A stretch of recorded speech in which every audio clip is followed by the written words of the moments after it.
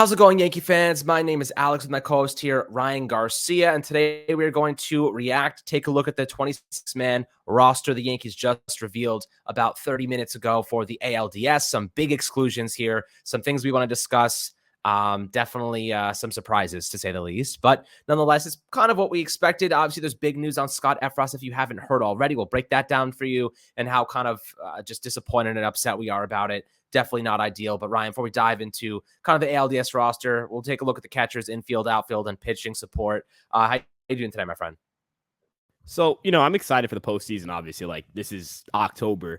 The roster coming out, a lot of the news that came with it were definitely some vibe killers there with the Efros news. And then looking at the bench, too, I didn't really like some of the decisions they made, in terms of depth.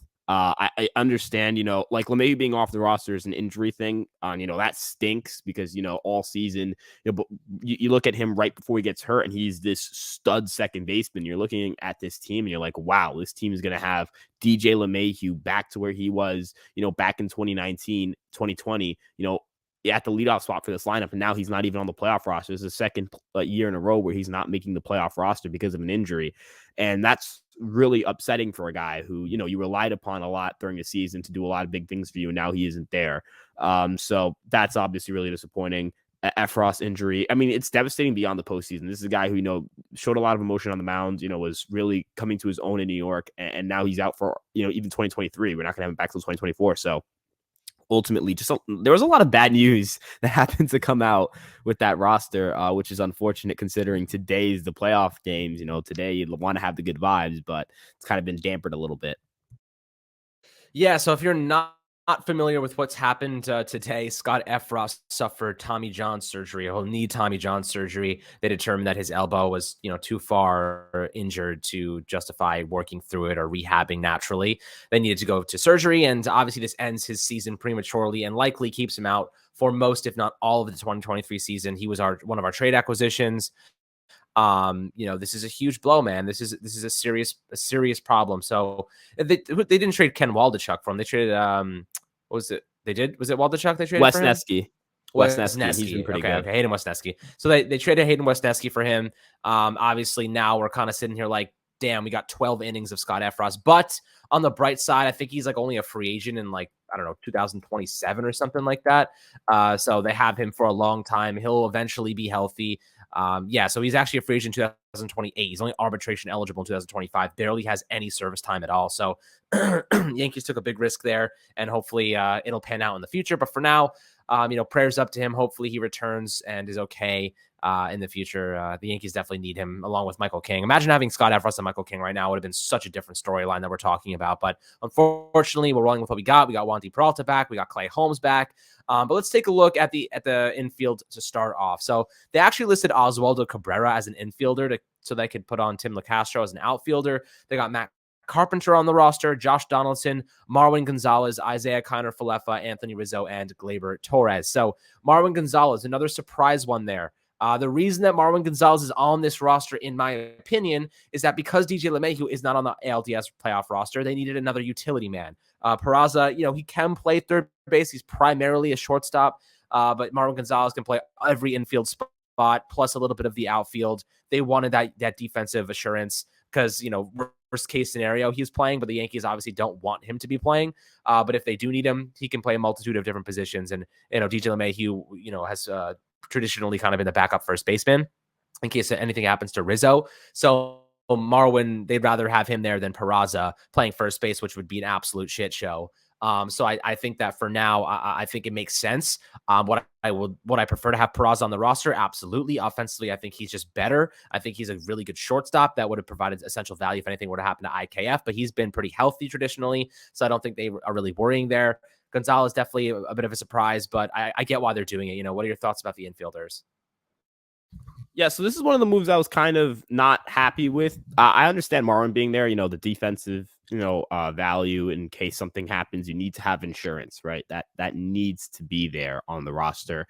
And Oswaldo Cabrera has played first base before, but I'm not putting him to play first base in a playoff game. I'm sorry. Like, that's a nightmare situation if anything goes wrong. But here's the thing. I still think Peraza should have gotten, he should have gotten a look at, he should have been on the roster, right? I look at LeCastro and he's a pinch runner. Yeah, but he's a pinch runner and can also play the outfield, and Marwin can also play the outfield. So, you know, you have outfielders. You have 5 people who can play the outfield. 2 of them can play center field, and Bader and Judge. Do you need Hicks necessarily? I don't think so. Right. I think, you know, Peraza would have been a better fit there. He's really, really fast. Like, we're talking 90th percentile in sprint speed. This is a really fast base runner. We're talking like Castro type fast. So if we're talking about a guy who's, you know, as fast as Tim LeCastro, and he's got a pretty good bat, and you know what, the glove is good, and he can play both middle infield positions, right? You know, why isn't he here is more so my question for the Yankees, right? Like, why can't he be here? Why can't he, you know, be a contributor? I don't understand what was the point of bringing him up if he was never going to have a shot to make the playoff roster. I mean, what else does he have to do? The kid had a 147 WRC plus, you know, with the Yankees. And I get it. That's not sustainable. That's not what he's going to be long term. But you know what? You look at why you brought him up. You brought him up to try to give him a chance. I mean, you brought him up because you thought he could help you, or I guess that's why you brought him up. But that's it doesn't make sense to have brought him up in the first place and give him limited at bats and then not give him a shot to make the October roster. It's not like this team is special at the shortstop position. This team is very, very, you know, it's probably, if you look at even amongst playoff teams right now, how many teams in October have a worse shortstop situation than IKF and Marwin right now? I mean, I don't think there's any. You look at the Braves, they have Swanson. Phillies, maybe they have like Stott and I don't know who else. So maybe they're the team that has the worst shortstop situation. But you know what? We look at them as one of the weaker teams of the postseason, right? You look at the Dodgers, you look at the Padres, you look at even with Ha-Seong Kim, you know, he's a really good defender and a solid hitter. Ahmed Rosario is pretty solid, right? The Mariners have JP Crawford, the Astros have Jeremy Pena, right? Like, it's not like the Yankees were great at this position. A lot of those guys just mentioned are really young players who were, you know, aren't necessarily those established veteran guys. A lot of teams are trotting out young guys at the position. It doesn't make sense for the Yankees to be so averse to doing it. And you know what? I can gripe about it all I want. It's not going to change anything. But I definitely wanted to see Peraza make that roster. Yeah, I mean, look, I understand why they didn't, you know, necessarily go green light with it. I mean, the sample size is tiny, right? IKF, you look at him, he's going to make some flashy plays. He's going to botch some routine plays. He spoke about it actually in an interview, I think, with Randy Miller of NJ.com. And he was basically like, you know, I understand that I made some mistakes. Like I made mistakes on plays I should have made. And that's kind of the weird thing with IKF is he'll make the flashy one. He'll make the one that's rangy and impressive, but he'll mess up a routine ground ball, or he'll like he'll skip a ball off the dirt. And Anthony Rizzo, luckily, has just been so tremendous scooping balls out of the dirt this year that it's kind of supplemented some of the deficiencies there. But at the end of the day, you know, IKF, he's decent. I'd say he's probably like an average player, but you know, at a certain point, you can't have elite players at every position. Peraza, obviously, next year we're looking at, if they don't trade him, he'll definitely have a spot on this roster to try and compete for that starting slot. I think, you know, IKF has another year on his contract, and then, you know, maybe they'll determine what happens then. Maybe they move IKF to third base. You know, he actually moved to third base at one point this season. He was like, I thought I got demoted, and then he was like, you know, Peraza came up. And I was kind of like worried, but the whole clubhouse has been very supportive of me. And he was like, I used to read all the things on social media, but then I kind of stopped. And my God, if IKF was reading the stuff that people were saying on social media, I can't imagine how he was feeling mentally. Like, I would have been absolutely just distraught if I saw what people said about me. You know, if I was IKF, and I saw what people said, like, goodness gracious, like, people are hostile, to say the very least. So that was kind of tough to see, but I'll say this. I'm not like upset that Peraza isn't on the roster. I think best case scenario, he doesn't even see a rep. You know what I mean? Like, best case scenario, we never see Peraza and we never see Marwin Gonzalez, because IKF is playing phenomenally well. Donaldson's playing phenomenally well, and Gleyber Torres is playing phenomenally well. Marwin Gonzalez and Peraza are reserves. They are last case scenarios. They are backups. That is what they're there for. But you know, as you said, there was an argument that Peraza should have started over IKF. They should have given him more reps. You know, that's obviously old news and something that we can't really control at this point in time. But looking at the outfield, you got Harrison Bader, Aaron Hicks, Aaron Judge, Tim LeCastro, and Giancarlo Stanton. So as they said, they listed Oswaldo Cabrera as an infielder, but he's obviously playing left field, Bader in center, and Judge in right. Hicks, obviously a reserve. Stanton DHing. They said he could play in the outfield during the ALCS, which could be interesting. They could give Mike Carpenter some DH reps, which I think would be beneficial for the offense in general. And then Castro obviously is your speedy guy. You're looking at extra innings. You have a guy on second base. You throw him out there on second base so he can score on a single. That's what you're looking to do with Tim Castro. So obviously, they have their plans. They have their guys that they think offer value. Castro's is simply speed. Cabrera defensively, 9 defensive runs saved above average this year over a pretty small sample size, like 50 games, which is pretty damn impressive. Aaron Judge, of course, superstar, perennial monster. And then Stanton, who's kind of been a little up and down, polarizing this year, but he did finish the season with 3 consecutive homers in 3 consecutive games. So that's obviously a very good metric for him, kind of ramping up towards the end there. What are your thoughts on the outfield, the starting, metric, and kind of including Castro? That probably was a little bit of a surprise, but I get why they did it. They want that speed as a kind of variable in case they need him in the extra inning scenario. Yeah, so Castro I think is a great pick for the roster because, again, great pinch runner, 99th percentile in sprint speed. You already know that he's going to come and pinch run for Stanton at least once in this game, or maybe Donaldson, who knows?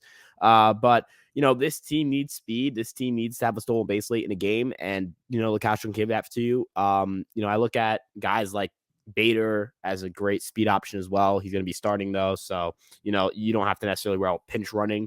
The outfields I think was set as soon as Cabrera started hitting, right? The second Cabrera started hitting the outfield, you knew what it was going to be. Cabrera, Bader, Judge. I'm excited to see Cabrera in the postseason. Cleveland's got 3 righties. I don't think they have a left-handed option to start a game unless they go with like an opener and use a lefty in their bullpen. But I don't even know if they carry a lefty in their bullpen. I could be wrong about this. Maybe, they have Sam Henges, but I don't think they're going to be, unless they open with him, they don't have a righty or a lefty that they have currently on the roster. You're going to see a lot of Cabrera from the left-handed side, a lot of opportunities for him to use that short porch in right field and drill a home run or two. I'm really excited to see him. Bader is going to be in a tougher situation because he's going to have to be facing a lot of righties. But if he can get his swing going, that'd be huge. And we know Judge is. I don't have to talk about Aaron Judge, right? We know what he is. And then Stanton in October, right? There's something about Stanton in the month of October that makes him come alive. And if that's I don't care that he got injured all year and didn't perform the way he did. If he kills it for us in October and wins us a World Series, I'm not going to care, right? The contracts, I'm not going to care at that point, right?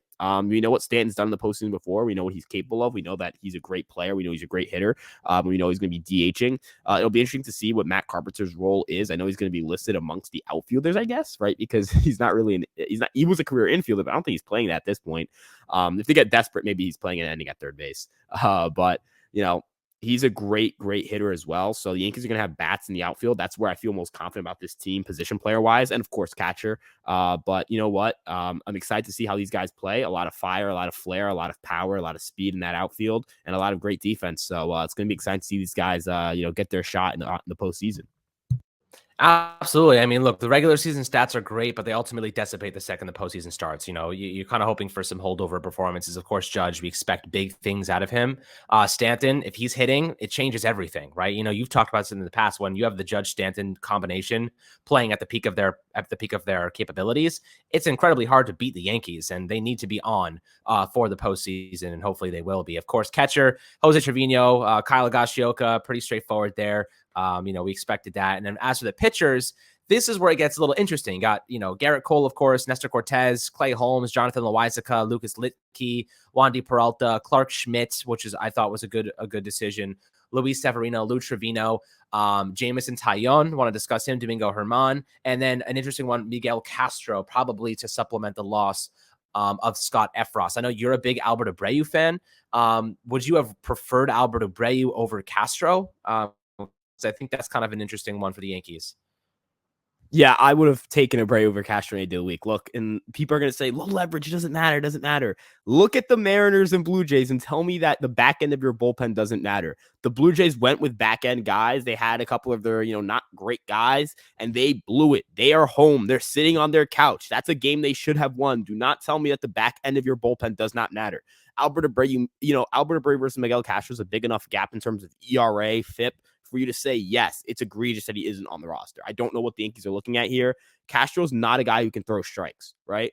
You can't rely on him to throw strikes. I like Castro's slider. I think it's a really good pitch, and I hope Castro succeeds because, again, I like his slider, good pitch. I was a fan of the slider, right? But in comparison to Abreu, I would take Abreu. Now, I'm not going to get too worked up about it, but the rest of the pitching staff, I know that they have I know that they have, issues with the injuries to Efros, but they do have a lot of guys who perform well in terms of their stuff, right? And Soros from The Athletic has this model, the stuff plus pitching plus model. There are a lot of Yankees that perform very well in that model. They're going to have Town and Herman. It's going to be good for them to have both of them in that bullpen because those are both guys who, don't struggle. Like they throw strikes, you feel good about them in terms of eating innings for you. Their stuff is probably going to improve in the bullpen because they'll be able to throw a little bit harder, or maybe they won't throw a little bit harder and they'll give you more length. I look at Litke as a guy who, I think he's going to be a great, long relief option. And then I look at Schmidt. I think Schmidt is going to be the most important piece, the biggest variable here. If Clark Schmidt is right, if Clark Schmidt is good, if Clark Schmidt is what the Yankees intended Clark Schmidt to be when they first drafted him in the first round a few years back, that's going to be a big difference. He's a multi-inning weapon. The slider's really good. Stuff plus really likes him. A 109.7 stuff plus, a 107.3 pitching plus. That's really, really strong. If he can go out and he can pitch very well, we know the slider's really good. We know he can get strikeouts. We know he can be nasty. We know he's got those high spin rates. He can be the big difference maker for this bullpen. We're going to be talking about Clay Holmes and Loaisiga and Trevino and all these guys, and rightfully so. But if Clark Schmidt's a very good reliever instead of just a solid reliever, the Yankees are going to go a lot further in the postseason. So Clark Schmidt, I don't want to put pressure on the kid because he's young. This is his first postseason. But man, if he pitches the way that he can pitch, if he pitches the way the Yankees anticipate he should pitch, if he pitches the way that his stuff suggests he can pitch, Yankees going to be in a really good situation. And I think that Schmidt has a chance here to make himself like a Jabba Chamberlain when he was moved to the bullpen and kind of make himself a folk legend here. Yeah, I mean, that would be great, right? Clark Schmidt stepping up and having a big postseason would make a big difference because you do have Clay Holmes and Wandy Peralta coming back from injury, so we don't exactly know what they're going to do immediately. While we are confident that they'll be okay, specifically Wandy, Clay Holmes had a kind of tumultuous end to the 2022 regular season, which definitely isn't ideal. Lou Trevino is a guy, that's a guy I really think is going to come up big in high leverage situations. He's been tremendous for the Yankees. And then, looking at Jameson Taillon out of the bullpen, that's another interesting one. I see there's two ways the Yankees use Jameson Taillon. There's only two scenarios where I'm using him. One, your starter gets knocked out early and you need Jameson Taillon to cover like 3-4 innings. Or if you're in extra innings and you can throw him out there, he can pitch, the 10th, 11th, and 12th innings if need be. I think you send him out there. He can carry those innings for you. You don't have to use up your entire bullpen to get through it. So that's kind of how I see the Yankees approaching the usage of Jameson Taillon very specifically with specific scenarios. And then Loaisiga is another guy who's got to step up. Herman obviously will probably use him as a bullpen arm as well. You obviously have some of those starters kind of transitioning to the relief role, but Lucas Licky, I'm only using him if you're in a significant lead or the game is over and you're down by 8 runs and you're just like, we need to get the hell out of this game. He's not a guy I'm relying on. I get he's a lefty, but Wandy Peralta's my guy. If you're facing a lefty batter and you need to come up big, Wandy's the one I want to look at and say, okay, he's getting that opportunity right now. And that's the thing, though. They only have 2 lefties out of the bullpen, Herman and Lucas Licky. So that's kind of an interesting scenario where the Yankees may end up in a weird situation where they're going to have to use their right-handed pitches, even if it's not ideal. And what do you think about that? Do you think they just don't have enough lefty pitchers right now? Because I feel like, that could end up biting them in the butt. Chapman sucking booty definitely was not a good thing for us because he would have been an essential piece to this bullpen if he was actually good and, didn't just abandon his team at the most important moment. One thing, okay, so Aroldis Chapman just had a little moment of anger there because the name was mentioned, and I don't like the guy. But here's the thing. The Yankees are going to need guys that typically don't do very well against lefties or guys who you won't imagine or don't initially like perceive as guys that are supposed to do well against lefties, perform well against lefties. Like Castro actually is a reverse splits guy. Maybe that's the reason they carried him on the roster, right? The Yankees don't have lefties. It's Peralta, Licky, and that's it. And you don't view Licky as a guy you're going to be throwing in a 1 inning or like 1 batter situation just because you kind of fear what would happen if he doesn't get that batter. I think you look at Loaisiga, he's actually done a lot better against lefties lately. He's throwing the sinker and the changeup a little bit harder. Those pitches have gotten better stuff-wise, so they perform better against lefties. And then Trevino is going to be interesting against lefties. He's struggled against them all year. I imagine they try to avoid him against lefties. Same with Clay Holmes. But man, this is going to be an interesting bullpen situation for lefties. Both of these teams don't have guys who pitch against, or not, don't pitch against lefties, but they don't have lefties. The Yankees have 2 lefties in the bullpen and 1 in the rotation. The Guardians have 3 starters who are righties. They don't have a single lefty in the rotation, and they only have 1 lefty reliever active on the ALDS roster. So there's not a lot of lefties in this series in general. So, in terms of the bats for the Guardians, you know, you have lefties in Steven Kwan, Andres Jimenez, Will Brennan, Bo Naylor, and Will Benson.